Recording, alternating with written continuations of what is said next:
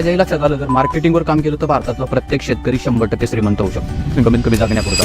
तुम्हाला जर शेती परवडली तर खूप तरुण लोक शेतीत येतील, नाही तर खूप तरुण लोक नोकरीकडे वळतायत. नोकरीमध्ये आता अडचणी मोठ्या प्रमाणात निर्माण होतात. सगळ्यात महत्त्वाचं, सुरुवातीला वडिलांबरोबर पारंपरिक पद्धती शेती करायचो, तर शेतीमध्ये काही परवडत नव्हतं. नुसतं काम करायचो पण विक्रीची काही सिस्टम नसल्यामुळे काही परवडत नव्हतं. किती दिवस असं चालणार, म्हणून 10 वर्ष एका खाजगी कंपनीत नोकरी केली. नोकरीत पण सकाळी 6 वाजता जायचं, 11 वाजता यायचं.